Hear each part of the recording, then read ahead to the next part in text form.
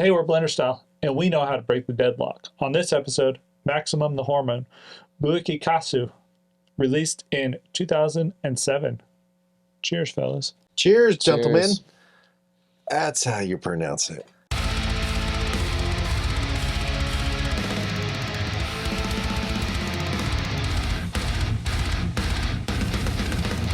So this is Maximum the Hormone's third album, second album with their current lineup. This was the first album to chart on the Oricon charts, debuted at number 5, and stayed there for 78 weeks. The what charts? The Oricon, which is like the Japanese top charts. Okay, all right. This is a Japanese band. Yeah, so I got into them. I sent you guys a link to a video that I got into probably in 2015 or 16. Really good song. And that kind of sent me down this wormhole. And for the longest time, they weren't on any streaming sites or anything. And so it took me a while. And this album finally popped up on Spotify. And I figured now's a good time to review some Maximum the Hormone. So you picked this because it's on. It's the only one that's on. Yeah, so I would have. Well, I think they have a couple more now on there, but at the time when I picked it, this was the only one on there. So I kind of want to throw it out there. Originally, they had a different singer and a different bass player, and their first album was a release. They wrote all the lyrics in English, and then after the first album, the bass player and the singer left, and then Maximum the Ryo-kan came in on guitar. And Yu-chan came in as bass, and Maximum the Ryo-kan and Neo are brother and sister. Oh, no shit! So the drummer and the guitar player are brother and sister.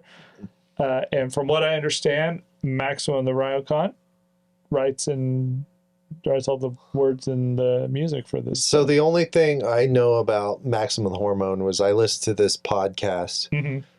Some metal podcast, and they were raving about this band being like really good live. Yeah. And I, for some reason, thought they were Canadian.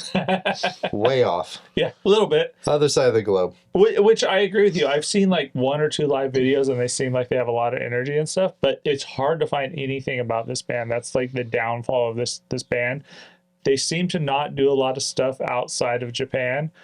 So they played like, I think their last tour in America was like 10 years ago or more. It was a long time ago. And they played a couple festivals, and then I think they played Knotfest or something, and then they haven't been back since. What's funny is I like didn't realize I had heard this band before, but I heard on Death Note, the Akagi or whatever. Okay. I actually had heard that on the show Death Note. Yeah. And you watched Death Note? Yeah. Oh, cool. Yep. I'm not like way into. I'm not like way into anime and stuff like that, but I do appreciate it, and there are some series that I have like followed. Yeah, I did not know this about you. So we've been doing this. Hold up, we've been doing this shit for over 2 years. Yeah, almost 3 years. And I've known you like most of my adult life. I didn't know you fucking watched Death Note. Bro. He's like an onion, Attack on Titan. We'll peel those layers back. I like ICP. I like wrestling. I like low quality content. Yeah. So they actually do quite a few anime intro songs. So I guess there's a couple new ones that they did. I caught that too in my research. Is that they do music for anime, which I kind of feel like that's where their more westernly like presence is known, because of like people in the Western. That's how they like penetrate the Western audience. But I feel like they have the You've been penetrated. Those parts are like the weaker parts for me myself. Well, I agree, and I feel like this band is good enough to where if they wanted to tour, they could. But I think maybe just logistically, it's hard. What do you like about this? I like the ADD affliction that it solves. It's for all me. over. It's all over the place. There's this really cool mix of like death metal and punk and ska and funk. It's like bombastic. It's very all over the place. But I wrote down, I hear all subcultures. Yeah, it's ska. Yeah, it's crazy. Punk, hardcore. Let me ask you something. So you've been talking about this on our show, and I think doing this show, we're researching more and more music. And you said there's like a world genre, a genre that kind of like Yeah. And this is the thing I kind of don't like about it. Like when it has me, all of a sudden it'll jump into a pond of bullshit. You're like digging it and like, heavy riff or anything, and then all of a sudden it'll just go into something that I'm like completely turned off on. So the multi-genre part of it kind of bugs. Yeah, like I like it. I'm ADD with some of my shit too, but yeah, it's just not. Like I don't really like the actual like the anime sounding like Japan. I don't know how there's like a very Japanese culture kind of feel to this. I like the Japanese culture. And I get what you're saying, but I'm saying like it'll go from heavy to like this very. That's my beef with it. I don't know what's going on. So this is what I like actually about like Japan, and like Japan is like totally like hardcore and like punk culture is like out there for sure, and that's what I love about this band is obviously these guys have been doing it for fucking years. Oh, for a long time. Yeah. I love that it is eclectic and it's all like different types of like extreme music, but it's just like all like I don't think everything goes well with. And that's what I hate about newer things. Is like they try to cram everything into. It's too many different things. I get it. So they're kind of known in from what I've read, they're kind of known as in the Japanese culture of being kind of crude, because they don't follow that stereotypical like proper thing. Like track 11, what is it? Choo Choo Lovely Muni Mura Pura Boron Nururu Rero. So they're saying some nasty shit. Is based off like a bunch of Japanese slang, meaning like the sound of a kiss, the sound of someone squeezing something soft, the sound of being horny, the sound of. This is offensive or something. I guess it is over there, or it's just not kosher, maybe. I don't know that's necessarily offensive because doesn't Japan have like love hotels and stuff? But yeah, maybe it's just off color or something. Which is kind of rad that they're fucking around. Of Japan.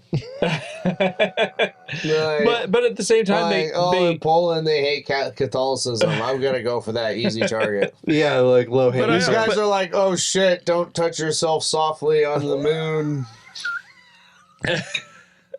But at the same time, I feel like they don't necessarily. They don't necessarily do it. Moon. They don't necessarily do it to throw themselves out there or be like offensive, but they do it because that's what their fans are into, kind of thing. Which is weird. Their fans are into Sailor Moon. Is what I got from that. Well, their fans are into anime. Obviously, they have like 3 or 4 anime titles. But I mean, if you think about it, like what they are taking from is like some of that grindcore stuff and some of that D-beat stuff, like Discharge, and like I hear some of that underground shit involved in with what they're doing. It's just polished a little bit more, and then also like the similarity to System of a Down it's uncanny. I think this is more Coheed and Cambria than a System of a Down. I'm with Nathan. I think it's like cornier. The change-ups are totally there with System of a Down, but at the same time, I don't think System of a Down goes quite as heavy as these guys do at points. But at the same time, on the counter, I don't feel the System of a Down goes as prog punk or prog pump or punky or whatever as these guys do at time. I think their extremes on the heavy side and on the lighter side are more wider. Extreme. Yeah, more extreme than what System of a Down does. The guitar tone and like the distortion for only having one guitar on this is really good throughout the whole album. I really like it. The drums are great. The bass is my favorite part of this whole album. Like the slapping and shit and the plucking that he does is crazy, and it's really cool to hear. Is it kind of new metal? It's and that's the thing. It's kind of like this. It has like this Red Hot Chili Peppers plucky please playing like bass funk, or whatever, funky kind of thing going on, but under a it does with like these metal overtones. And one thing that I got to say is like instead it's hard like Nuclear Power, just like talking about Japan. Yeah, Nuclear Power Trio. It's kind of like it's crazy. And then like the thing that always gets me about them is when you do find a video of them, they have the coolest band shirts. Facts, dude. Yeah. You showed us some videos and I was just like, he's wearing a Napalm Death shirt, one of them, and I was like, seriously? Yeah. They definitely know, like, they're influenced by some underground shit. It's almost like Max from like Sepultura. Yeah. You know what I mean? Like he's always been influenced by the underground, you know. And I feel like these guys are definitely they're influenced by it, and they just throw it out there, and they don't really care. They're not trying to fit a genre. I think what really draws me to them is because they're not trying to be a metal band. They're not trying to be a punk band. They're just trying to be Maximum the Hormone, which is cool as fuck to me. I get that, and I get why they have a good fan base. I feel like they have a following, and I respect that for sure. I feel like these guys have the potential to be like in Nathan's a world band if they branch out of Japan. I feel like there's a lot of followers from other countries that are really into them, but they don't really explore that thing where bands like Love Bites or even when we watched Hanabi and things like that at Aftershock, they really try to branch out and get these other international fans. And this band's just totally content doing their thing and being a Japanese band, which is cool as hell. Yeah, I mean, that's pretty rad. Nice. Interesting pick. So the other thing that I really like about this band is like everybody in this band takes like a chance to sing some part of it, which is really cool.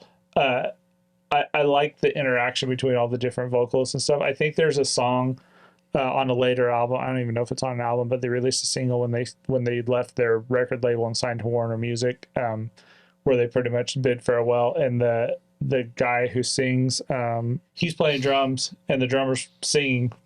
They switch, and that's their farewell to their record label and their announcement that they're signed to Warner Records now, which is kind of cool. I don't love it, if I can be honest. Yeah, you know why?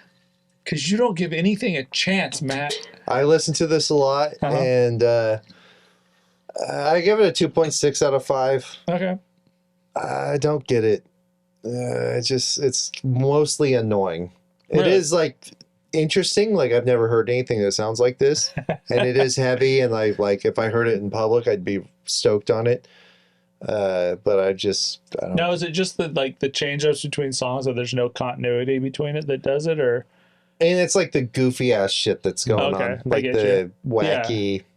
Yeah. I get that. Like some of the goofy shit, I'm like, oh, it's stupid, but at the same time, I'm kind of like, well, that's kind of what the thing is. And if you look at like some of the weird shit they do, it makes sense. But at the same time, for an album, you're just like, really? I think this is one of those bands. If you like see them while they're doing it, it adds a lot. Yeah, maybe. That's like an album Guar out of context. Guar's kind of like that. Yeah. I think Guar works better if you can see it.